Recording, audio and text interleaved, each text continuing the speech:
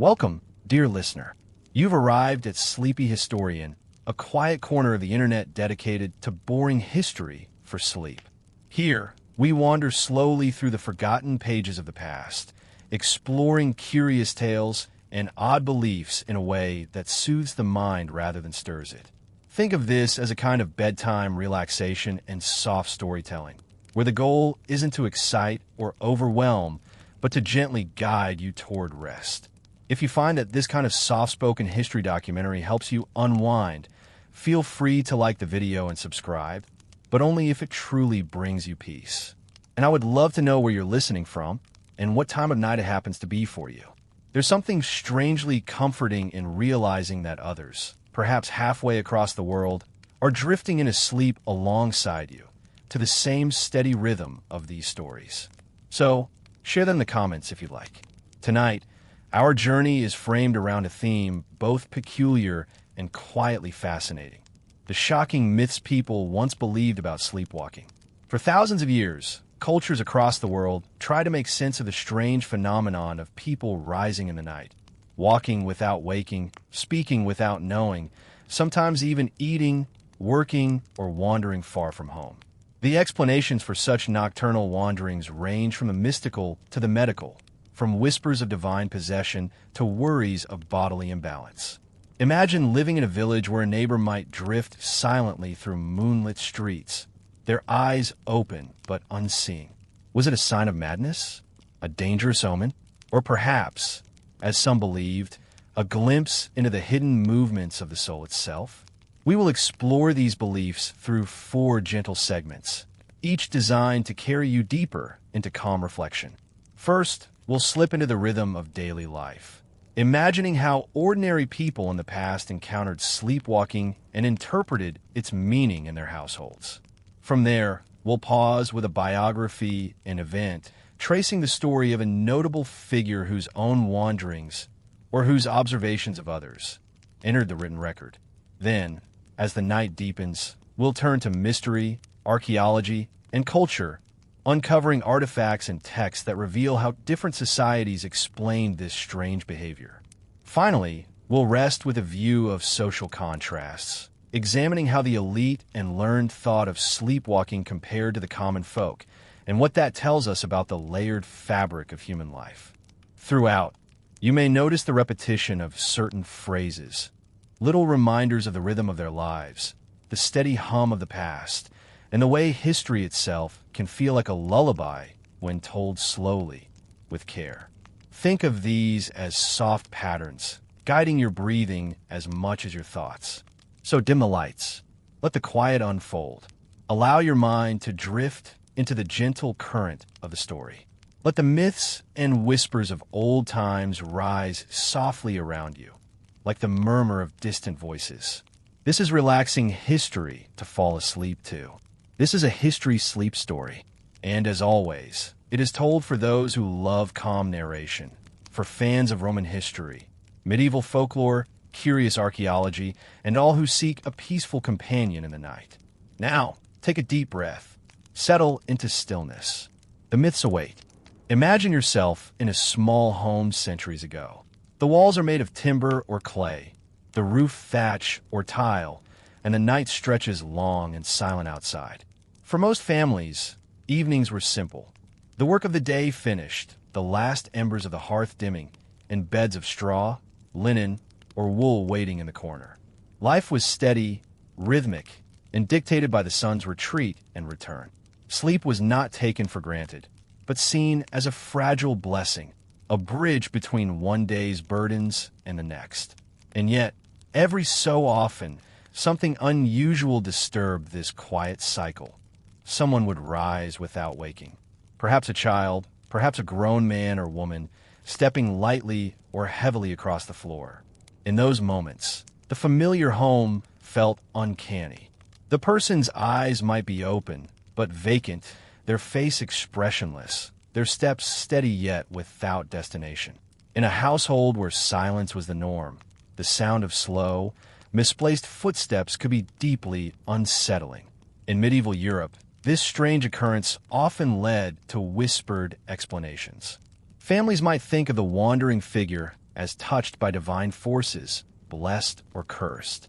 Others saw it as the soul leaving the body for a brief journey, with the body merely following like an empty shell.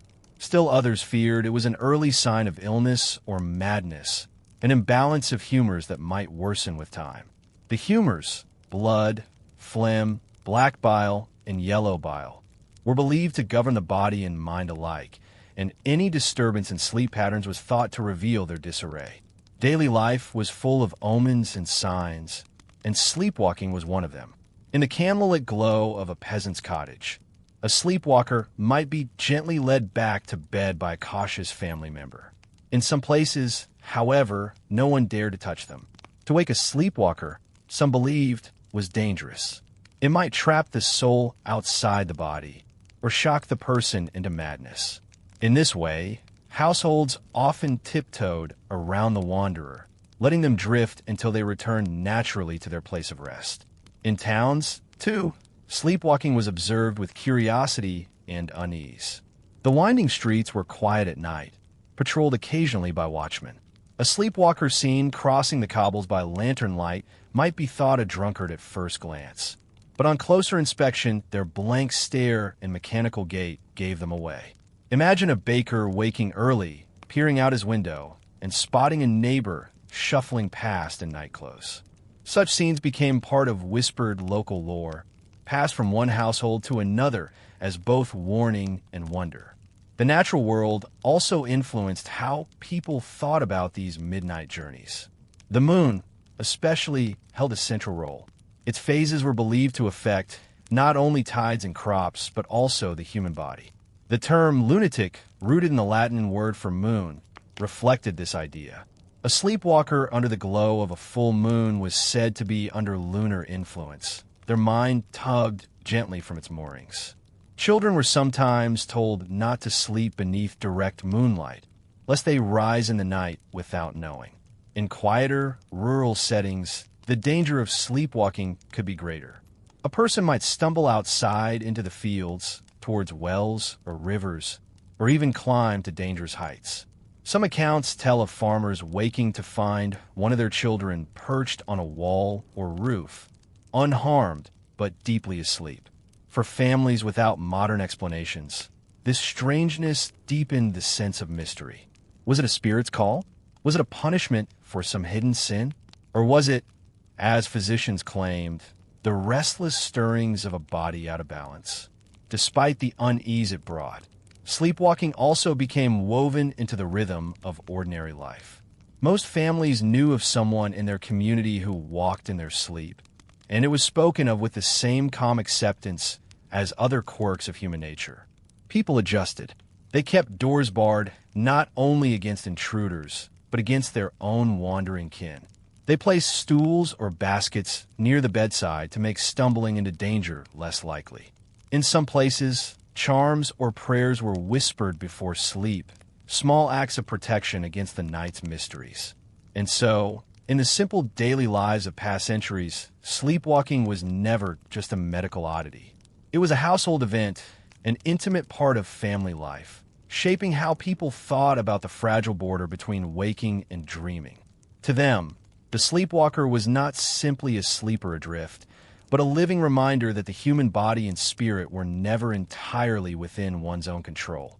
As you imagine these quiet homes, with their dim firelight and the soft creak of floorboards under wandering feet, notice how history itself seems to hum gently, steady, and unhurried. The rhythm of their lives, the rhythm of ours, both bound together by the mystery of the night. When we think of sleepwalking today, we might picture a curious medical condition explained in textbooks and studied in clinics. But for much of human history, the mystery was not so neatly contained. It slipped beyond the boundaries of medicine and into the realms of folklore, belief, and superstition.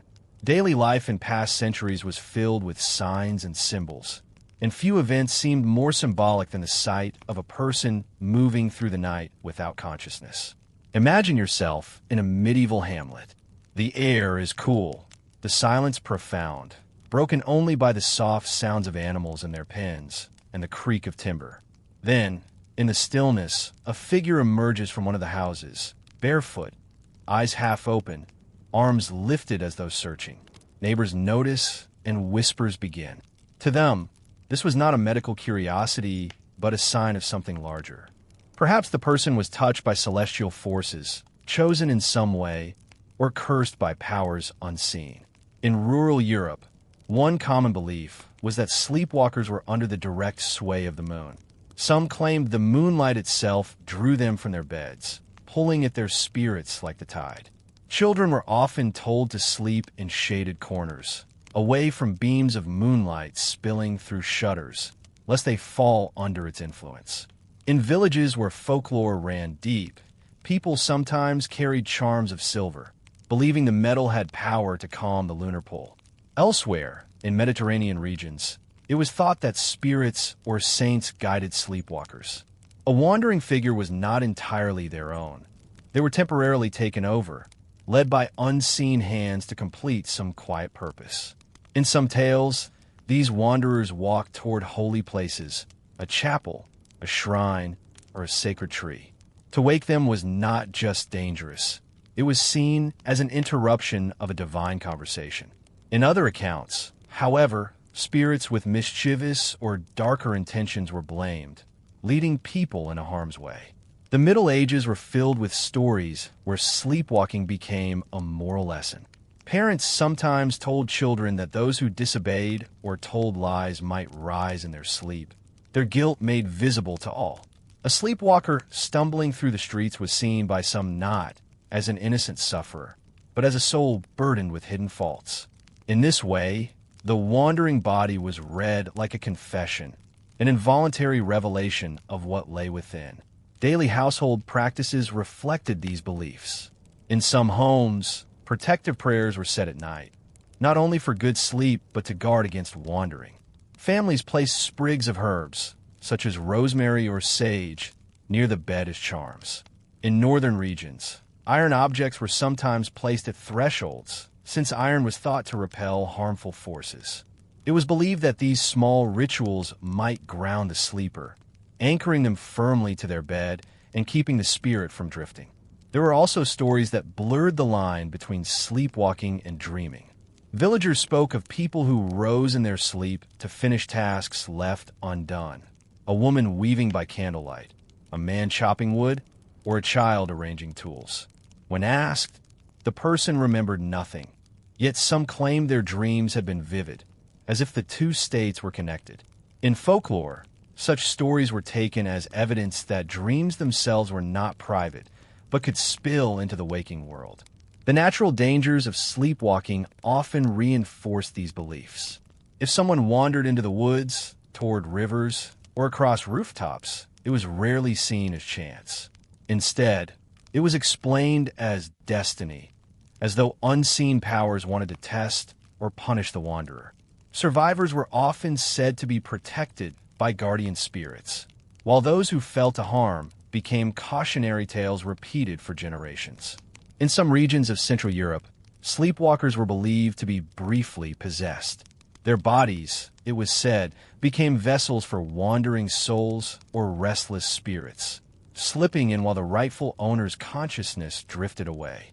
To guard against this, families sometimes tied threads or cord around a sleeper's wrist, fastening them to the bedpost, not to restrain the body, but to symbolically tether the soul. Even the elite and clergy participated in shaping these stories.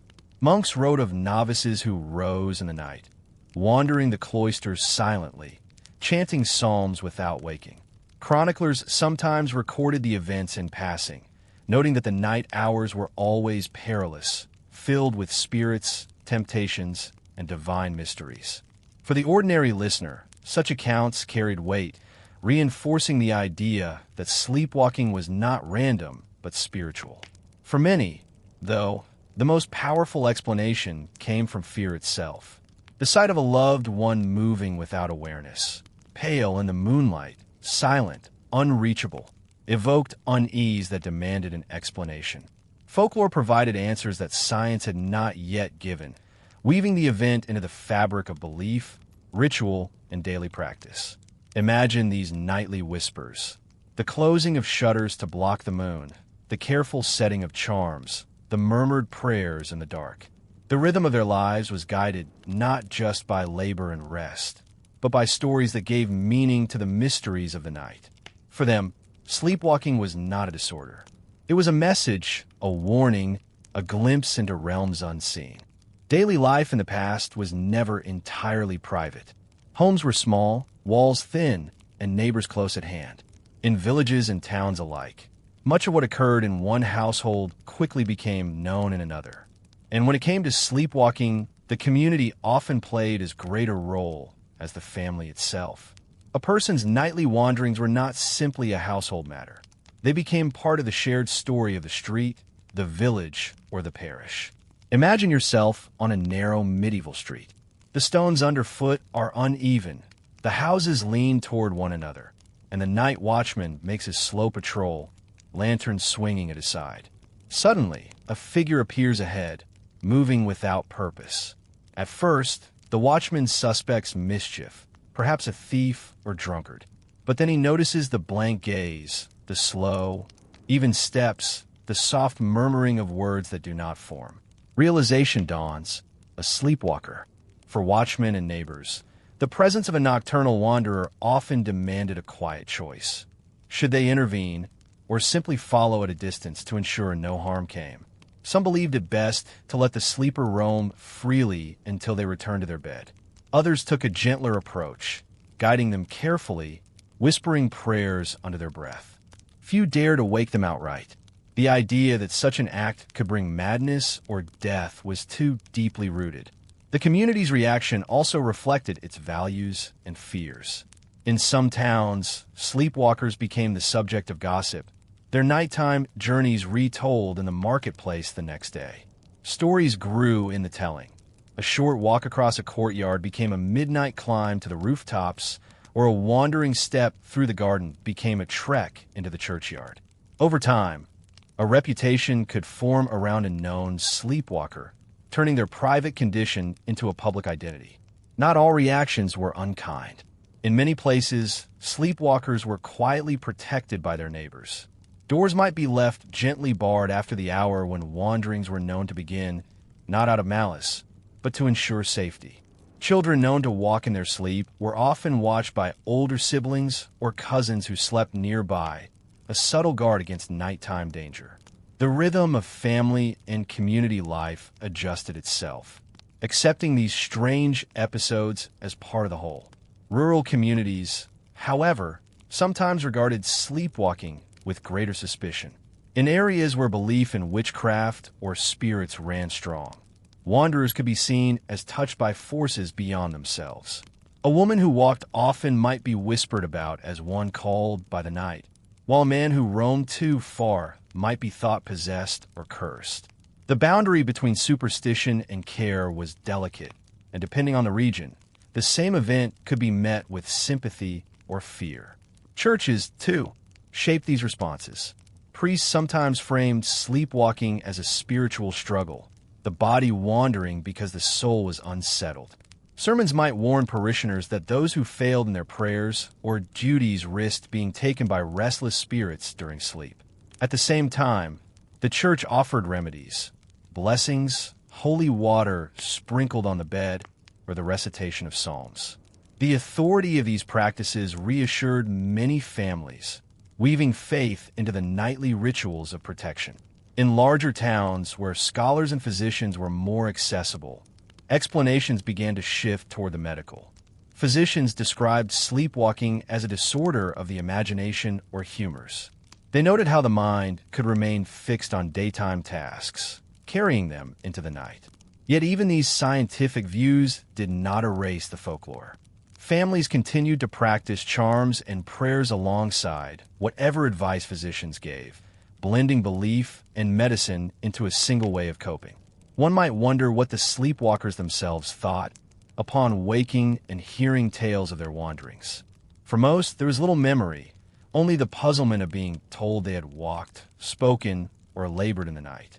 Some likely accepted it with resignation, others with unease. A few may even have taken pride, if neighbors suggested their journeys had spiritual or mysterious significance. But in truth, the experience belonged less to the wanderer than to the community that observed them. The image of a sleepwalker thus lingered in the collective imagination, a quiet figure drifting through moonlight, embodying the fragile line between wakefulness and dream. Neighbors might watch from their doorways, whispering, or children might peek from their beds, both fearful and fascinated. The rhythm of nightly life was shaped not only by the tasks of the day, but by these rare and curious spectacles of the night. For us, looking back, these accounts reveal how interconnected communities were. Sleepwalking was not isolated to one person. It was a shared experience, a story told and retold, a puzzle that bound families, neighbors, and towns together. Whether seen as a medical oddity, a moral lesson, or a spiritual trial, the wandering sleeper belonged to everyone.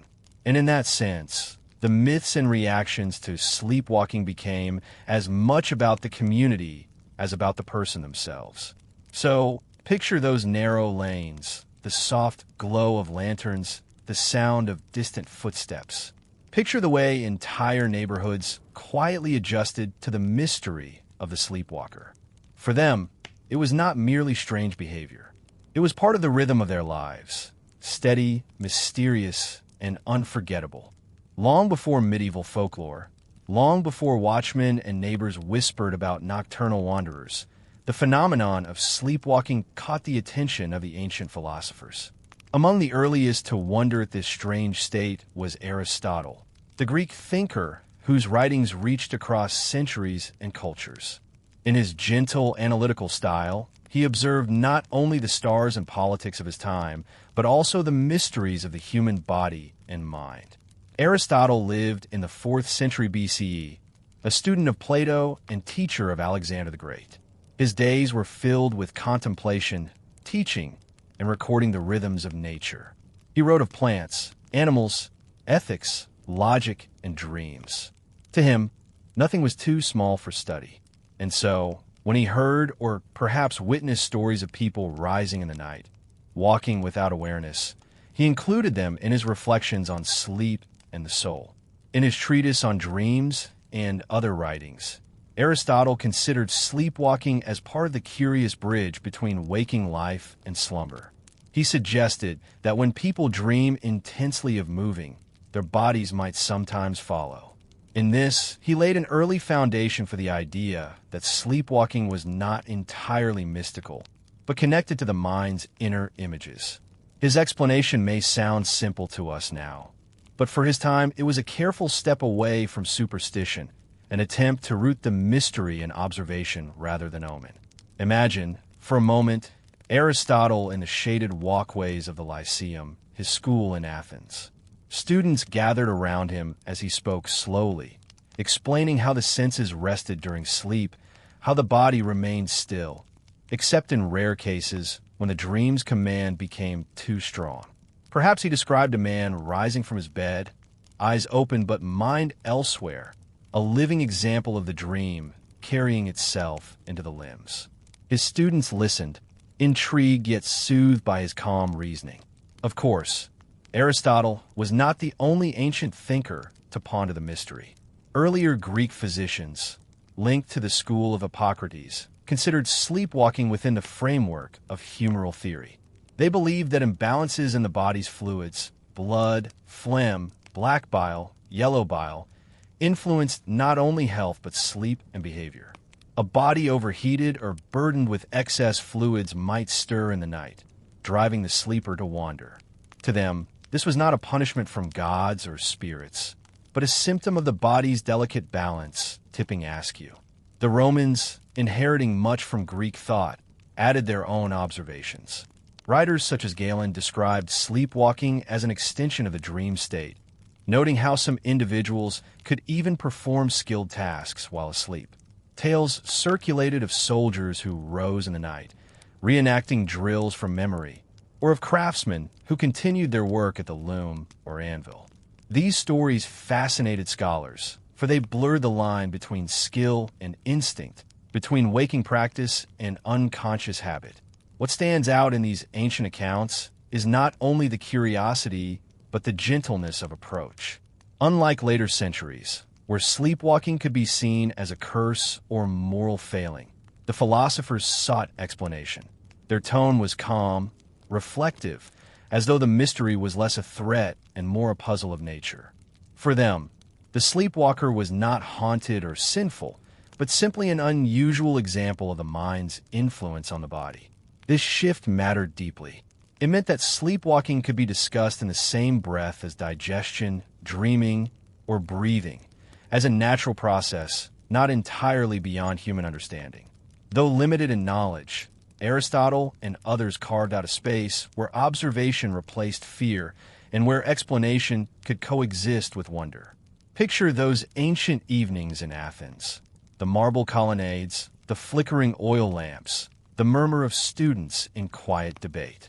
Somewhere, perhaps in the memory of a household servant or in a tale brought from a traveler, the image of a sleepwalker entered the philosopher's world. And instead of fearing it, they wrote, calmly and steadily, of what it might mean. Through their pens, the first strands of scientific approach to sleepwalking were woven. Fragile, incomplete, but enduring. And those centuries of folklore and superstition would later obscure these ideas. They never entirely disappeared. The rhythm of inquiry, patient, thoughtful, unhurried, became another rhythm of human life, echoing across time. As history moved forward from the quiet reflections of ancient philosophers, sleepwalking began to appear in the biographies of notable figures. One of the most intriguing accounts comes from the early 16th century, tied to the court of Spain. The story centers on Philip of Castile, better known as Philip the Handsome, husband of the famous Queen Joanna of Castile, who would later be called Joanna the Mad. Philip, born in 1478, was the son of the Holy Roman Emperor Maximilian I. He grew up in the Low Countries, surrounded by courtly ritual and political ambition. His marriage to Joanna, the daughter of Ferdinand and Isabella, united powerful dynasties and promised to reshape the map of Europe. But beyond his polished appearance and regal duties, chroniclers recorded unusual habits. Among them, episodes of sleepwalking. In the sprawling palaces of Castile, where courtiers whispered in candlelit halls, Philip was said to rise in the night, wandering through chambers without awareness. Servants described him pacing, murmuring, or even attempting to open doors leading to gardens or balconies. His eyes were open, his steps measured, but his expression vacant. Some attendants, familiar with old superstitions, feared to touch him. Others, bolder or more practical, guided him gently back to his chambers. For those living in a time when kings were seen as both mortal men and symbols of divine authority, the sight of a monarch sleepwalking carried special weight.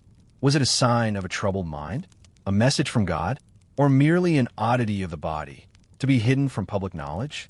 At court, such matters were rarely spoken of openly, yet whispers spread, weaving Philip's nocturnal wanderings into the private lore of the palace. Chroniclers noted the episodes in passing, not with dramatic flourish, but with a detached curiosity. Some compared his sleepwalking to his restless temperament in waking life. Philip was known for his charm, but also for his ambition and unpredictability. Perhaps, they mused, the same restless energy that drove him by day also carried him into the night. Others, drawing from medical traditions, suggested that his wandering was tied to an imbalance of humors, too much heat in the blood, or a fevered imagination carrying his limbs into motion.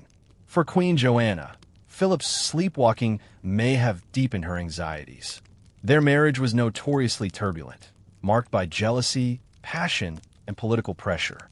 To see her husband walking the halls in darkness, unreachable and unaware, could only have added to her sense of instability. Later historians, reflecting on Joanna's troubled life, sometimes included Philip's wanderings as part of the atmosphere of unease that surrounded the couple. Imagine the palace corridors at night. Long stone hallways lit by flickering torches, servants half asleep at their posts. Suddenly, the king appears barefoot, draped in a robe, his gaze unfocused. The guards step aside, uncertain whether to intervene. A chamberlain follows at a distance, careful not to startle him. The rhythm of his footsteps echoes in the silence, a sound both ordinary and uncanny. Then, just as quietly, he returns to his chamber, the door closing softly behind him.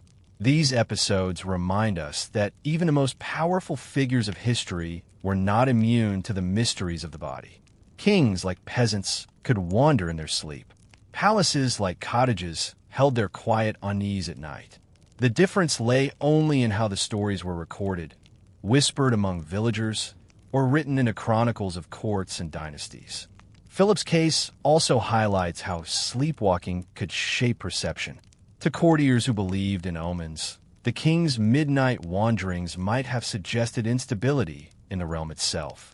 To physicians, they offered a case for study, evidence of how imagination and bodily imbalance intertwined. To us, centuries later, they stand as a reminder that sleepwalking has always straddled two worlds, the intimate life of the body and the grand narratives of history.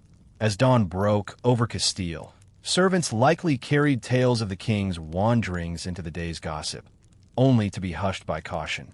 For though such stories were quietly shared, they were also carefully guarded. The king's body was not merely his own. It was a symbol of the kingdom, and any strangeness carried meaning far beyond the personal.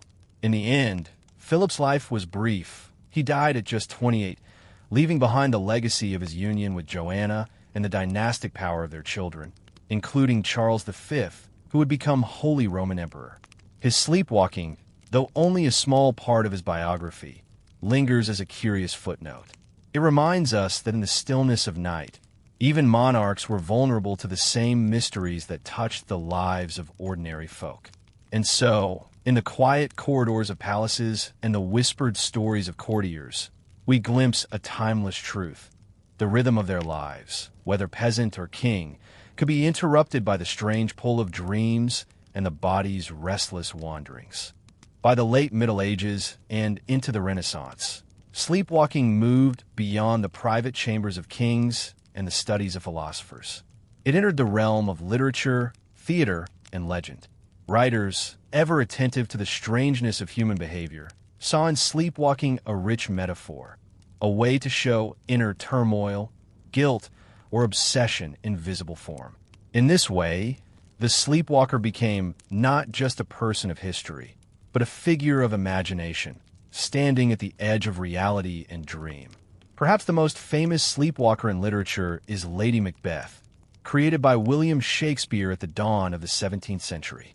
Her haunting midnight scene, in which she wanders with a candle, rubbing her hands as though to cleanse them, has echoed through centuries of theater. To Elizabethan audiences, her sleepwalking was not simply a dramatic device. It drew upon long-held beliefs that the soul revealed itself in slumber, and that hidden sins emerged through restless wandering. The stage directions themselves were simple, yet powerful. A woman enters, eyes open but not seeing. She speaks to herself, recalling deeds she cannot forget. The audience, hushed in the dimly lit playhouse, watched a body caught between waking and dreaming, between guilt and confession. The scene blended folklore, medicine, and psychology long before those words were common. For Shakespeare, the sleepwalker embodied the way inner turmoil spills outward, turning the body into a vessel for unspoken truths. But Shakespeare was not alone. Across Europe, writers wove sleepwalking into their tales. Italian stories told of maidens who walked in their sleep, lured by moonlight or destiny, sometimes toward danger, sometimes toward love. French chronicles included accounts of nobles whose wanderings became the subject of both jest and concern. In these narratives, the sleepwalker was often fragile, innocent, and unaware, a figure who evoked both sympathy and unease. Legends, too, preserve stories of heroic or ominous sleepwalkers. In some German folktales, young men walked across rooftops or along high walls, untouched by harm, as though guided by unseen hands. The survival of such perilous journeys was interpreted as evidence of protection, perhaps from angels, or as proof that the sleeper was chosen for some greater fate.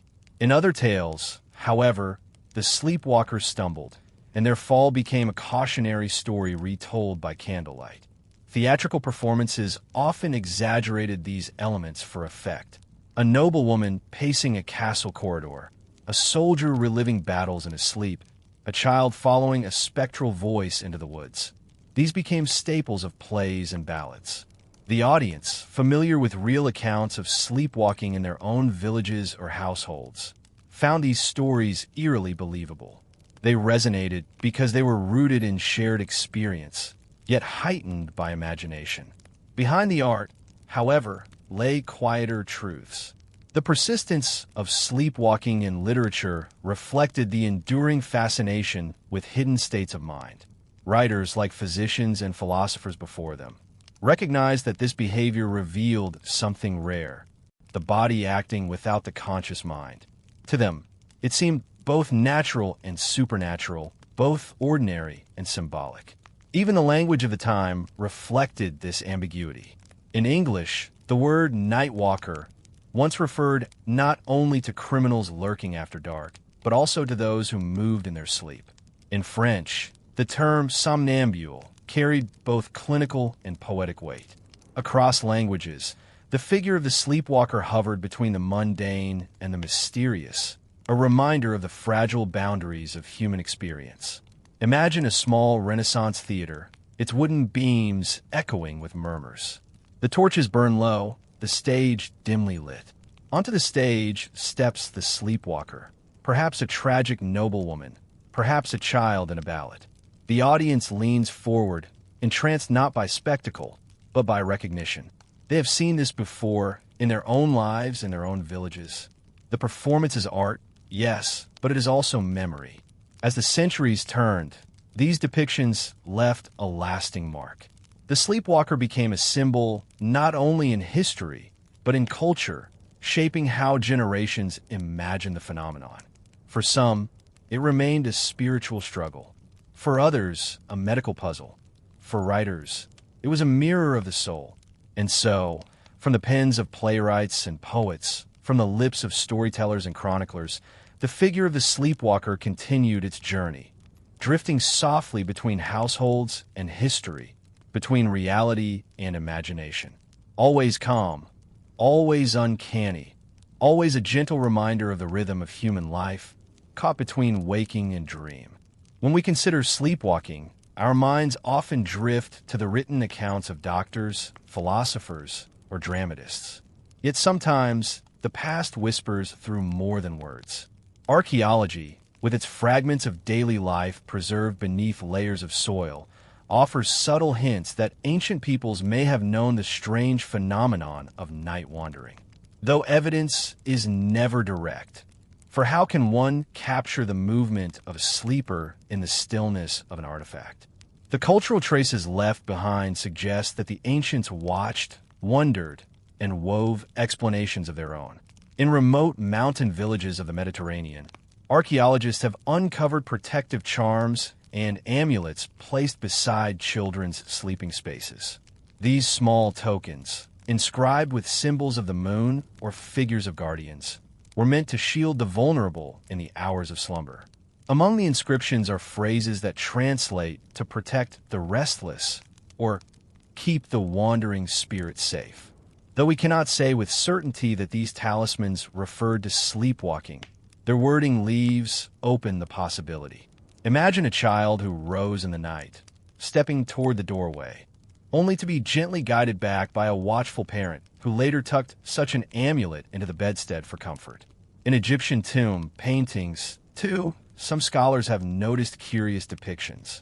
Figures are shown with arms outstretched, stepping forward in postures that seem neither fully awake nor fully at rest. Most likely, these images represented spiritual journeys, the soul traveling beyond the body.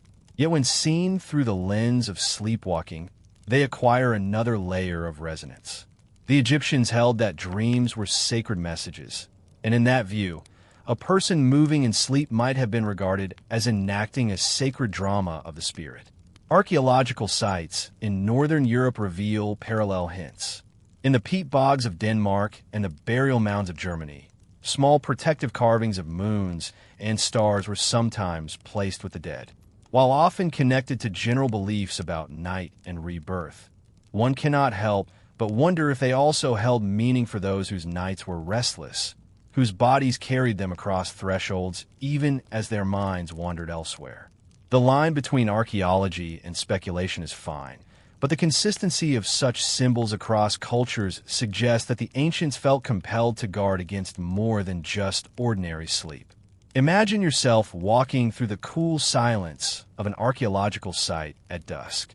The air is thick with the scent of damp earth, and stones half buried in the soil mark the foundations of homes long vanished.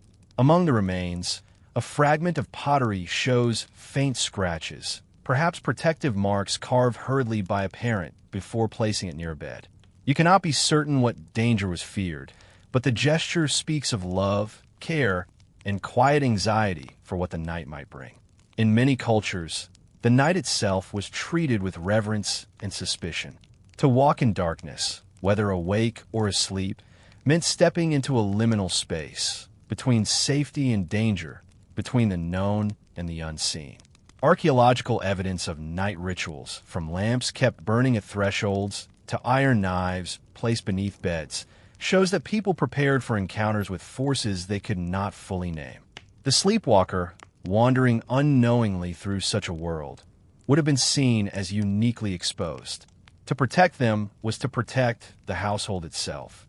One of the more mysterious findings comes from a site in Anatolia, where clay tablets record household inventories.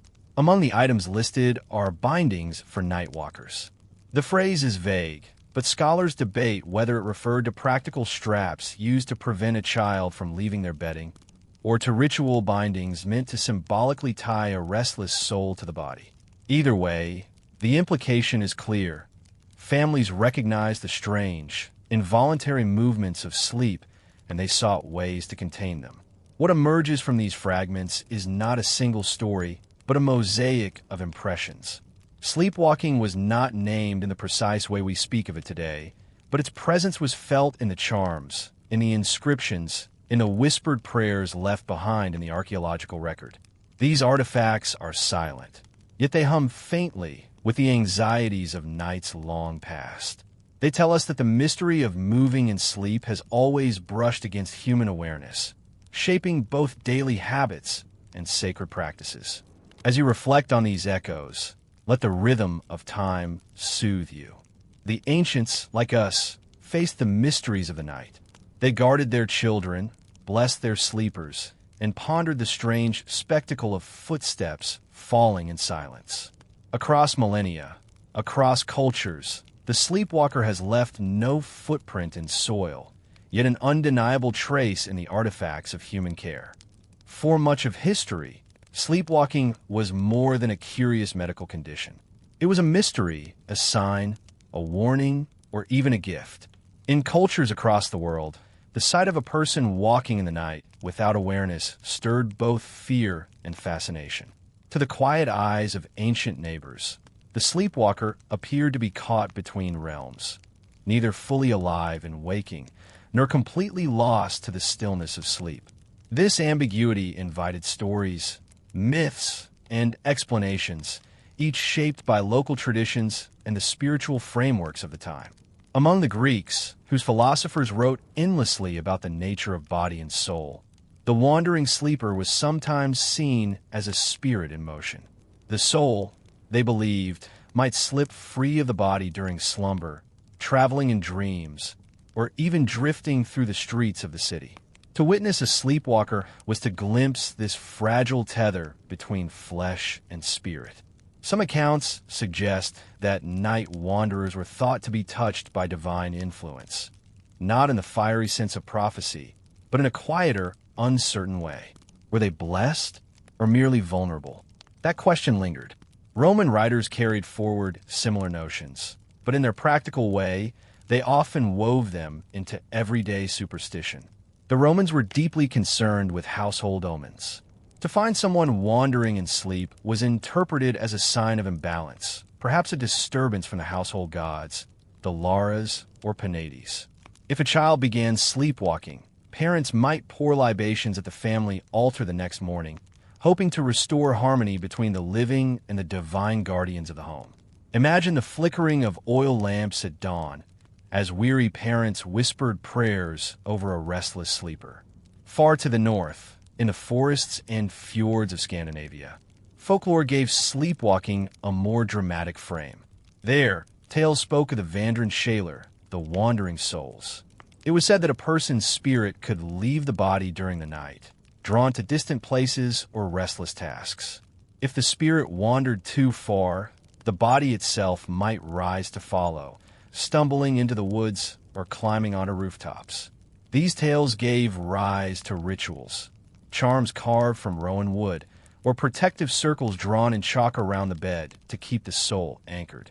The sleepwalker was not mocked or feared, but treated with a kind of solemn caution, as though standing close to a sacred threshold. In medieval Europe, explanations shifted with the rise of Christian doctrine. Sleepwalking became entangled with ideas of sin, temptation, and the unseen forces of the night. Some saw it as a form of possession, the sleeper's body briefly taken by mischievous spirits or darker influences. Parish records hint at prayers being said over chronic sleepwalkers, with priests invoking saints to protect the vulnerable. Yet others, more charitable in their view, described sleepwalking as the soul's search for light, a metaphor for spiritual longing even enacted in the body. These dual interpretations, as curse or as pilgrimage, show how flexible and mysterious the phenomenon remained.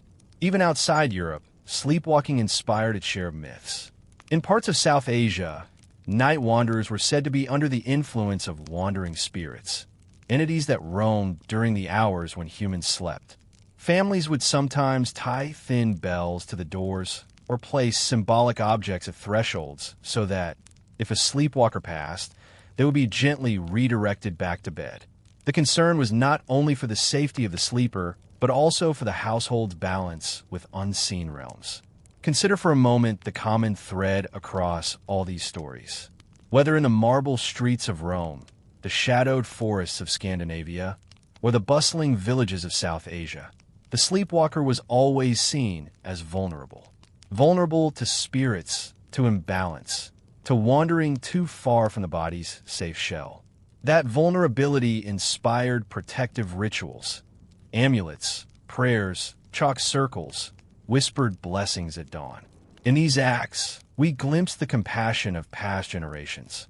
Even if their explanations were steeped in myth, their response was grounded in care. The myths themselves, though varied, often emphasized liminality, the in-between. The sleepwalker was never fully awake, never fully asleep, never entirely body, never entirely soul.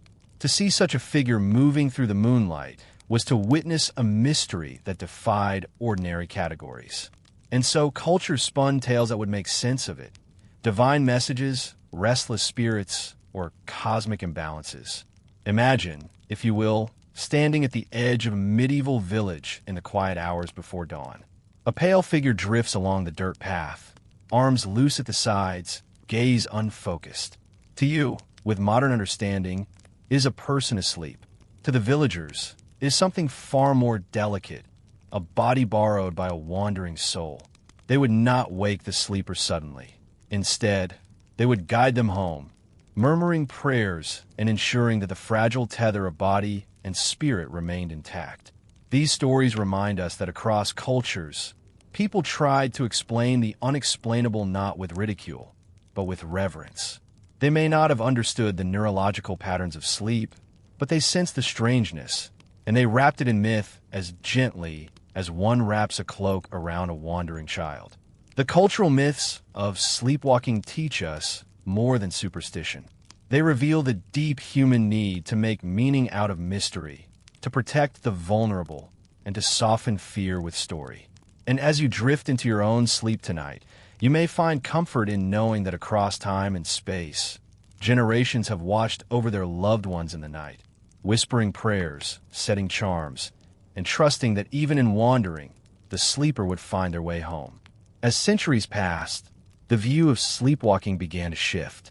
Where once it was wrapped tightly in myths of wandering souls and restless spirits, new perspectives emerged, shaped by the slow dawn of scientific curiosity.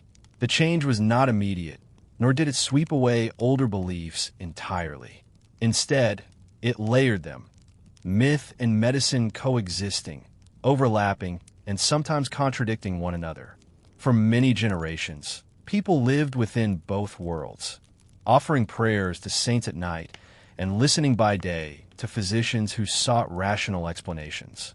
In the Renaissance, a period known for its hunger for knowledge, thinkers began to approach sleepwalking with the same investigative spirit they applied to astronomy, anatomy, and natural philosophy. Scholars observed that episodes often ran in families, that they appeared more frequently in children, and that stress or fever sometimes brought them on. These observations were careful, even tender, for they were made not in laboratories but in households by candlelight, watching over loved ones. The sleepwalker, who had once been a figure of myth, became slowly an object of study. Yet even within this new scientific gaze, echoes of older beliefs lingered. Renaissance doctors often described sleepwalking as an imbalance of the humors, a medical theory inherited from antiquity. Too much heat in the blood, they said, could stir the body from rest, moving it without the mind's consent. Others proposed that vapors rising from the stomach during digestion clouded the brain, creating strange impulses that led to wandering. Though we now know such theories were mistaken, they reveal a genuine attempt to replace mystery with mechanism. In medieval and early modern manuscripts, one finds curious recipes for preventing sleepwalking. Some recommend herbs such as valerian, mugwort, or chamomile, steeped in warm baths before bed. Others advise tying a ribbon around the sleeper's wrist, a practice that may have combined both symbolic and practical intent. Symbolic in that the ribbon anchored the spirit to the body. Practical in that the gentle tug might alert a family member if the sleeper began to move. These remedies capture the liminal stage of history, part superstition, part observation, and entirely rooted in the desire to keep loved ones safe. The Enlightenment, that bold age of reason, pushed further still. Physicians of the 17th and 18th centuries began recording detailed case studies.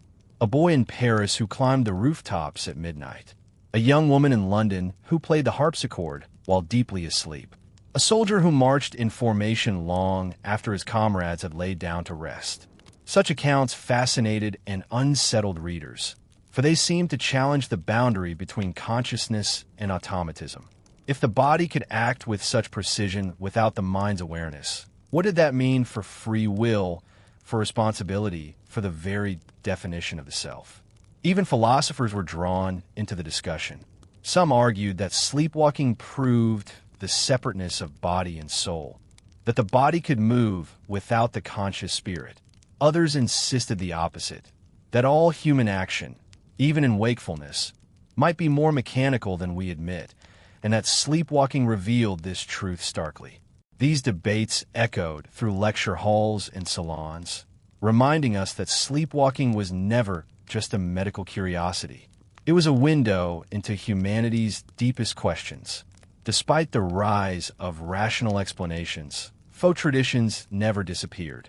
In villages, families still hung charms by the bedside, traced protective signs on doorways, or guided sleepwalkers back to bed without waking them.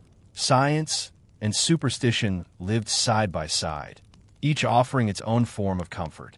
The learned physician might write a treatise, while a grandmother whisper prayer, and in both acts, we see the same desire, to understand, to protect, to ease the mystery of the night. It is worth pausing to imagine the atmosphere of those centuries. Picture a candlelit chamber in the 17th century. Outside, the streets of the city are hushed, the cobblestones gleaming with moonlight. Inside, a child stirs, rises, and begins to walk. The family, uncertain yet devoted, watches. They have heard the physician's advice. They have also heard the priest's blessing. Perhaps they set both into motion, placing a sprig of herb by the pillow, while also noting the hour, the symptoms, the circumstances. It is a household poised between two eras, straddling mystery and reason. The gradual shift from myth to early science reminds us of something profound, that humanity does not abandon wonder simply because it gains knowledge. Instead, wonder changes shape. The ancients told stories of souls wandering under moonlight. The physicians of the Enlightenment filled notebooks with careful descriptions.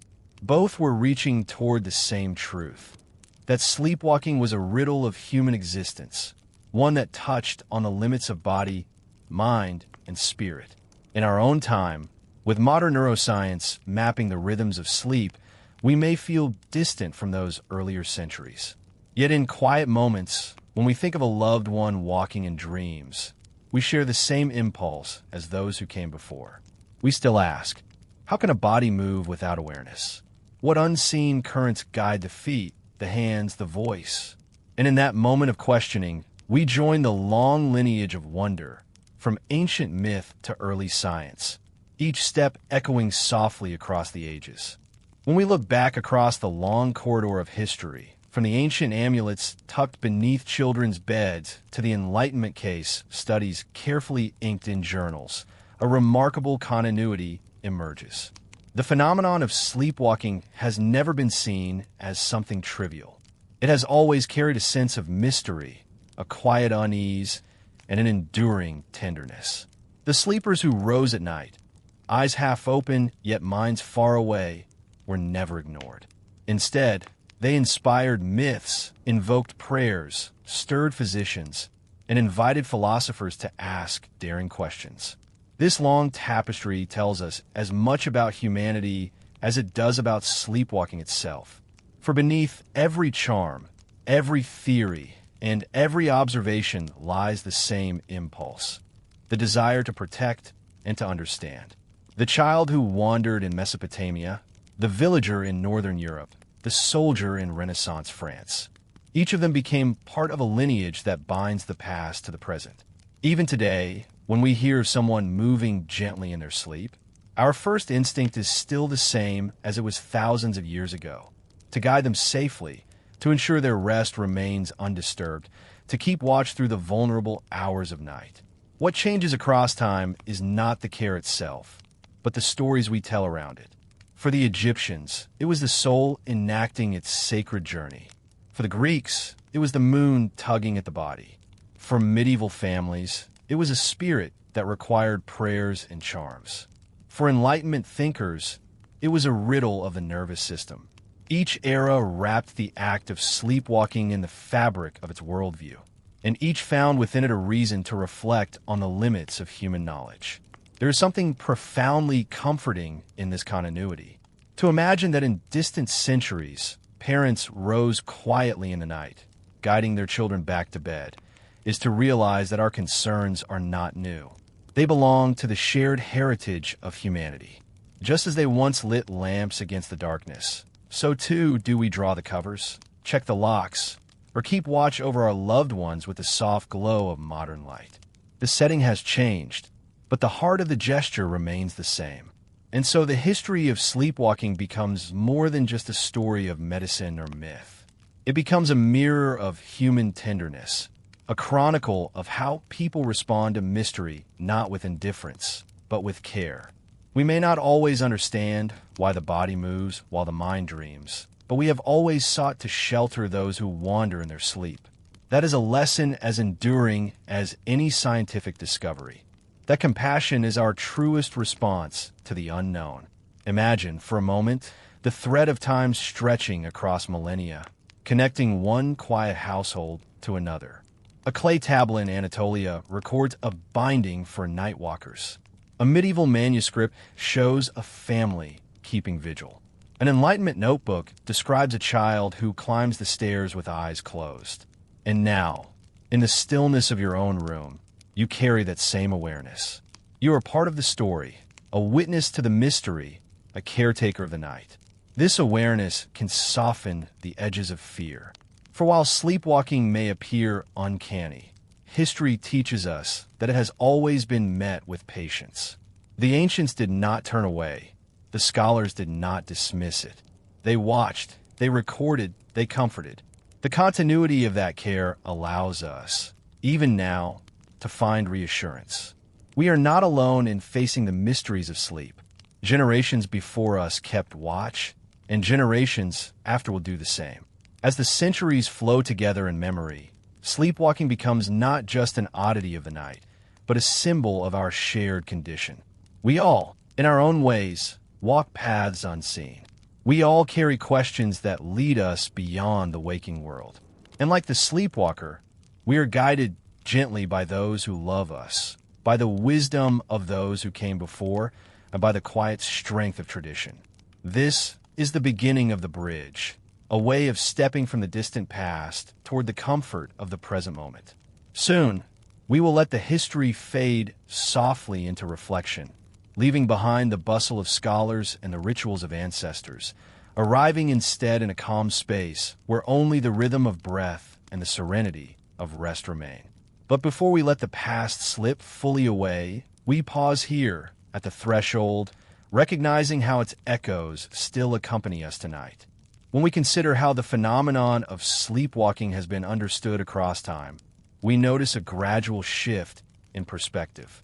The ancients explained it through gods and spirits, medieval scholars through humors and hidden forces, Enlightenment thinkers through nerves and imagination. Each step reflected not only what people knew, but also what they hoped to know. Their explanations mirrored the questions of their age, framed by the tools they had to think with. In our time, the framework is different. Modern sleep science has given us new terms, such as slow-wave sleep, parasomnia, and arousal disorder.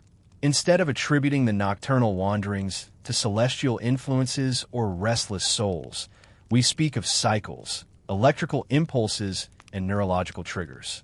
Electrodes, scans, and careful observation now replace amulets, charms, and whispered prayers. Yet, despite this shift, something has remained remarkably constant: the sense that sleepwalking lies at the boundary of what we understand. Science has given us clarity, but not certainty. We know more about the brain's rhythms, about the transitions between deep rest and semi-wakefulness.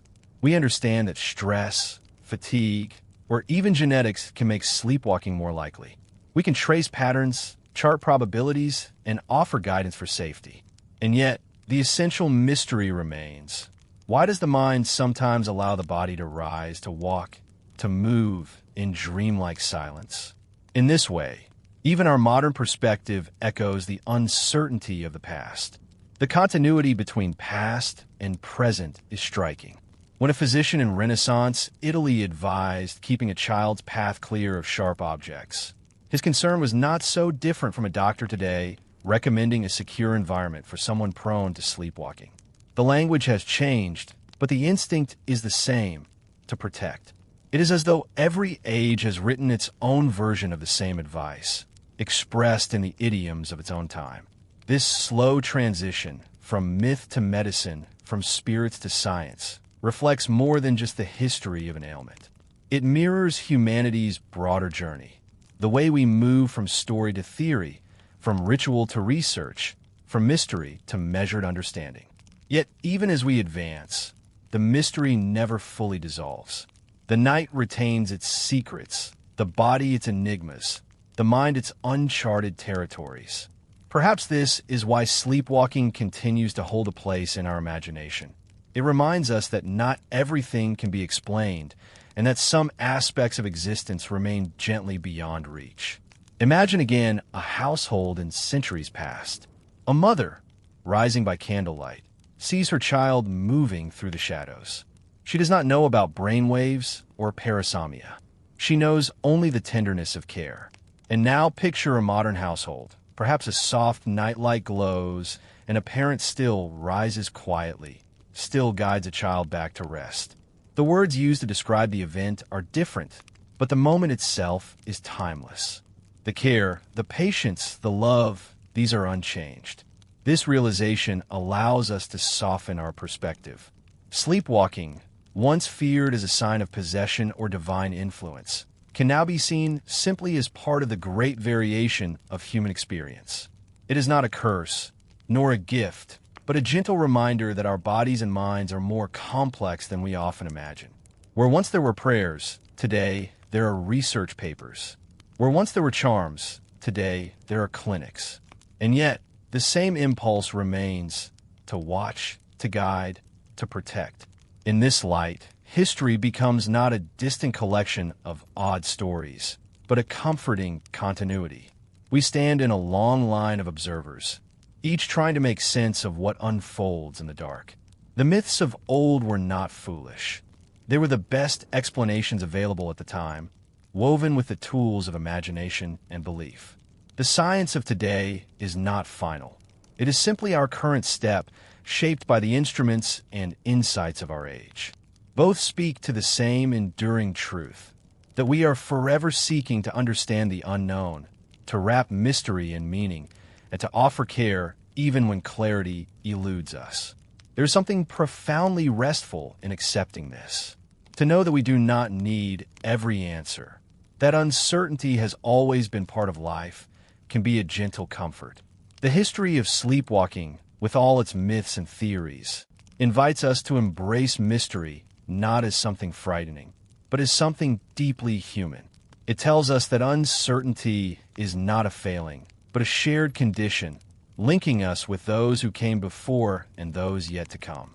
And so, as we stand at this quiet juncture in our story, we see clearly how history folds into the present. The ancients looked to the gods, we look to the brain. Yet in both cases, the underlying gesture remains the same: a watchful eye, a guiding hand, a willingness to protect the sleeper who wanders in the night. In this simple, enduring act, history finds its most soothing lesson. As our exploration draws nearer to its close, the echoes of history begin to fade softly, like voices carried away on the night air. Yet their presence lingers, reminding us that the story of sleepwalking is not confined to distant centuries or ancient manuscripts.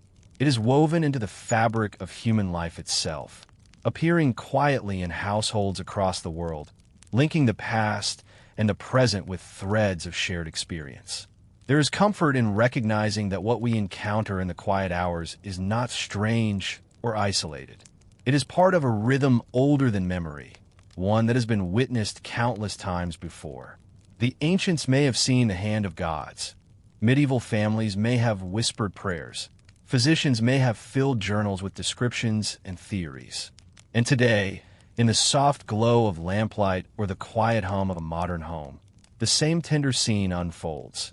Someone rises in their sleep, moves gently, then returns to rest with the guidance of a careful hand. This continuity is soothing.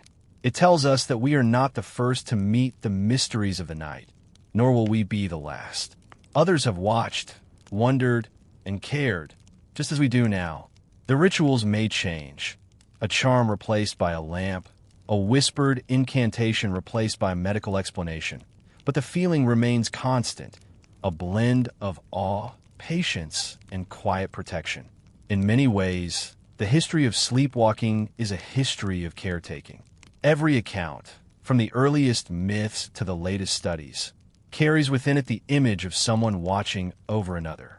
It is a reminder that in the moments when the boundary between sleep and wakefulness blurs, what matters most is not the explanation, but the response. Not whether one believes in spirits or neurons, but whether one extends a hand, offers safety, and preserves peace. There is something profoundly human in this. To watch over another in the stillness of night is to take part in an ancient gesture, one that requires no words. It is a gesture of quiet guardianship, as timeless as the stars above.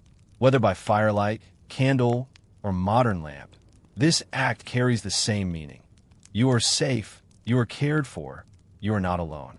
Perhaps that is the greatest lesson history offers us here. Not the precise mechanics of the brain, nor the fading echoes of superstition, but the enduring truth of compassion.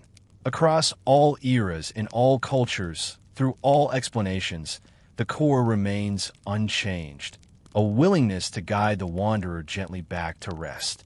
This is where mystery meets kindness, and where knowledge, however incomplete, finds its purpose. And as we reflect upon this, the story begins to soften. The long march of centuries quiets to a gentle rhythm. The voices of scholars and storytellers recede, leaving only the steady pulse of night itself. What remains is not the clamor of explanation, but the hush of reassurance. The history of sleepwalking, viewed in its entirety, becomes less a chronicle of strange behavior and more a meditation on care, patience, and the shared human experience of sleep. Imagine yourself now as part of this lineage. Picture the countless nights stretching back through generations when someone watched over another in silence. Picture the countless mornings when a wanderer awoke, never knowing they had been guided back to rest. You, too, carry this heritage within you. Simply by listening, by reflecting, you are connected to the great chain of watchers and caretakers who came before. This is where the story gently pauses, standing on the threshold of conclusion. Ahead lies the soft closing of our journey, not with a sharp ending, but with a calm, easing drift into rest. The history has been told, the mysteries considered, and now what remains is simply the embrace of quiet. Soon, the past will dissolve fully into the present moment, and the present will ease into sleep. And so, we arrive gently at the end of our wandering through history. From ancient myths to medieval fears, from scientific curiosity to modern understanding, the story of sleepwalking has carried us across centuries of human thought. Each era layered its own meaning onto the mystery. Yet through all of it, one truth remained constant: the quiet rhythm of night and the watchful presence of those who cared for others in their most vulnerable moments. It is humbling to reflect on how much and how little has changed. The explanations have shifted, once the work of gods, then humors and spirits, and now the intricate patterns of the sleeping brain. Yet the sight of someone rising from bed, eyes distant, steps uncertain, remains the same as it ever was. Across every age, such moments have inspired a mix of wonder, patience, and a gentle urge to protect. You might notice that this story, while filled with mystery, also carries a soothing lesson. It reminds us that sleep itself has always been a place of vulnerability, but also of care. To watch over another in the stillness of night is to join a chain stretching back through time. Countless unseen guardians, each offering safety in silence. Whether in a candlelit chamber or beneath the quiet glow of modern lamps, this gesture is unchanged. It is a simple reassurance, timeless in its tenderness. You are not alone. And perhaps this is what makes boring history for sleep so comforting. These stories, though seemingly distant and detached, draw us closer to the shared experience of being human. The strangeness of ancient beliefs, the fading superstitions, the patient work of scholars, all of it settles now into a gentle background hum. What lingers is not the detail of explanations, but the quiet atmosphere they create, the reminder that people across ages, like us, looked for peace in the middle of the night. As you rest now, allow this story to dissolve into stillness. Imagine the long centuries fading like the last light of dusk, leaving only the steady rhythm of your own breathing. Feel the weight of the day ease away, like footsteps receding down a quiet corridor. In their place, let calmness settle over you, as soft as a blanket drawn gently to the chin. The myths have quieted, the history has been told, and the watchers of the past have passed their gentle task to you, to rest, to dream, to drift slowly into sleep.